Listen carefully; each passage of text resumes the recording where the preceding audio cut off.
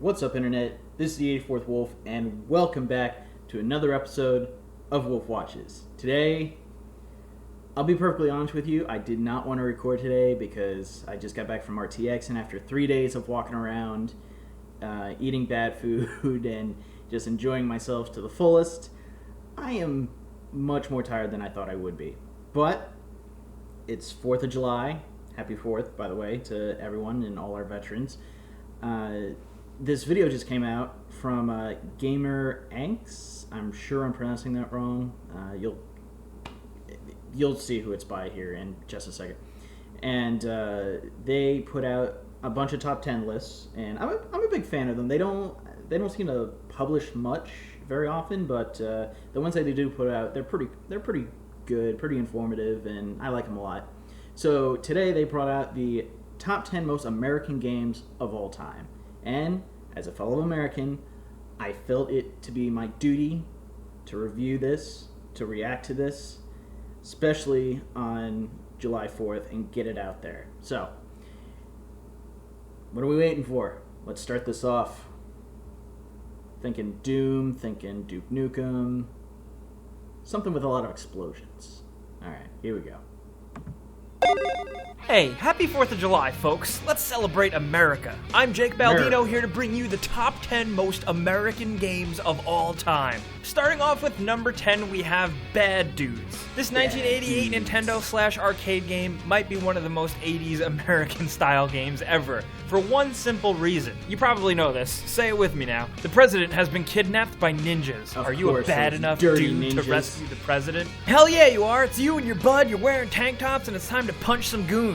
There's nothing more American than that. And when you beat the game, you're greeted and thanked by the president, and he just wants to go out for burgers. Now that's a commander-in-chief I can get behind. American. And at number 9, we have Red Dead Redemption. The Western is a very distinctly American thing in style and in history, and Red Dead Redemption, like many Rockstar Games' stories, is a completely 100% American tale. The story of John Marston and his travels in the Midwest United States and his quest for redemption in the late 1800s is something that can only have happened in the United States of America during that time. Not just because it was there, but just because how the United States was at the time. Not only is it an American tale, but you get a real good snapshot of the changing America of that time. The old ways of the Wild West and gunslinging cowboys was going away. Modern communication, electricity, and the motor vehicle were starting to become staples of society. Honestly, I could just talk about Red Dead Redemption forever. I know you guys probably can too, because it's so good. And at number 8, we have 50 Cent, Blood on the Sand. Yeah, really? I went there. I said that. Just think about how American that is. 50 Cent going overseas to go fight terrorists.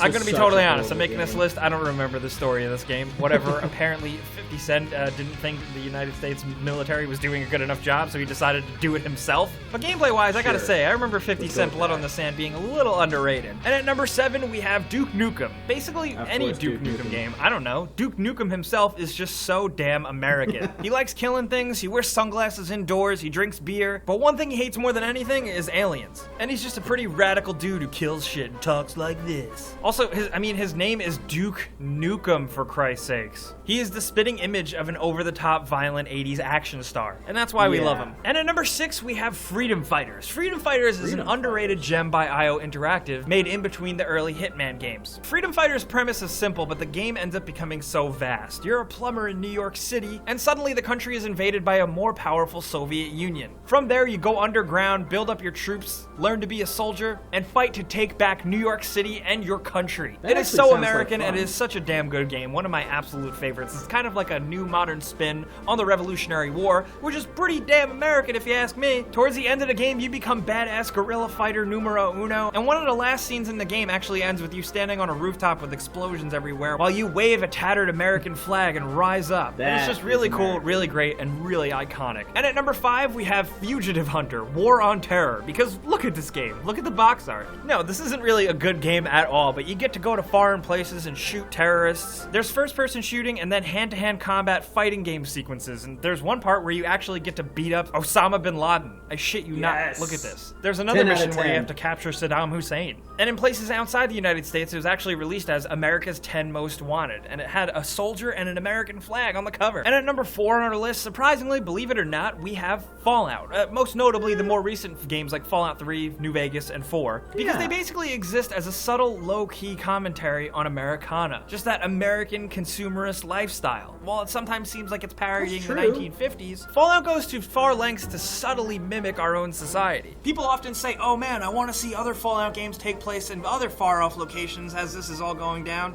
But honestly, that doesn't make sense. What makes Fallout distinctly Fallout is its underlying American culture tones. Plus, it's very similar to the United States now. Half the population is a bunch of mutants, and everybody has a gun. And at number 3, we have Metal Wolf Chaos. If you've never heard of this game before, I am so excited to introduce you to this. You're gonna thank me later. Metal Wolf Chaos is a Japanese-style action mech game where you're actually the President of the United States, fighting back in his own power armor mech suit called Metal Wolf. This was a third-person shooter where President Michael Wilson fought against a coup d'etat of his own country and his arch-nemesis and former vice president. Yeah, so basically it's the president versus the vice president in mech suits that have giant shotguns, rocket launchers, and Gatling guns. And it's fucking awesome, for lack of a better word. Not only is the president kicking ass and flying around in a mech suit, but he's basically spouting one-liners the entire time. It's ridiculous and awesome and stupid, and anytime where a game has a president kicking ass, I gotta say that makes it a very American game. So I guess we can also definitely mention Saints Row 4 because you're the president in that and you're kicking everyone's ass. Oh, but one last thing about Metal Wolf Chaos, it was developed and published by From Software. Yes, the people who make Dark Souls. Everybody's gotta start somewhere.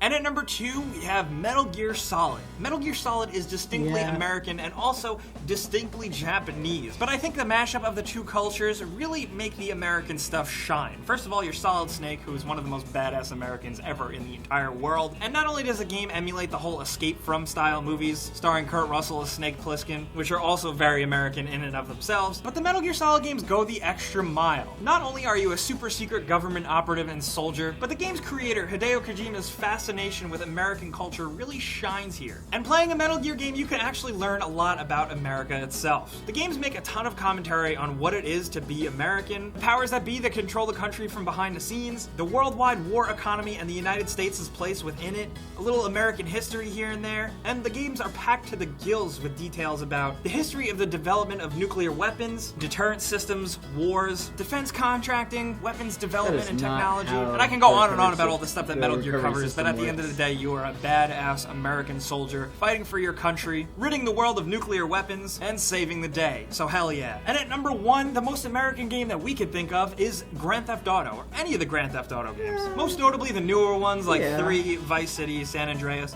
and most especially 4 and 5. They're all distinct snapshots and parodies of American life. These games nail the feel and vibe of the culture and the cities so well that I have to say, if you're an outsider and you play the hell out of these games and you come to the United States, you might recognize a thing or two. Not only does Rockstar do a great job at capturing the feel of cities, but they also capture the more cynical side of what it is like to be a person living in that society. All of the Grand Theft Auto stories are about somebody rising up to power and basically coming up from the dirt and fulfilling the American dream, albeit the more criminal side of that. But still, Rockstar Games has always done a great job at commentary on American society and culture, and I think that is definitely worth mentioning here. The Grand Theft Auto games are the best snapshots of America in video game form, so that's why it's number 1 on our list. Once again, guys, these are the top 10 most American games of all time. Happy 4th of July. What games are you playing to celebrate your country? And what games do you think are really the most American? Did we miss any? Let's talk down in the comments. If you enjoyed this alternative style Gameranx video, click the like button because it really helps us out and we'll do even more.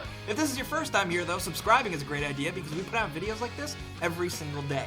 But as always, thanks for watching and we'll see you guys next time. Yeah, alright.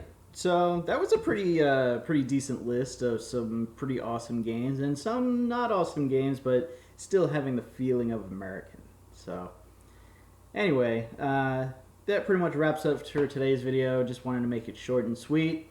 And, happy 4th to everyone. Go light your fireworks, be safe, eat a lot of hot dogs, and be American. That's all I need to say. This is the 84th Wolf, and I'll see you guys next time.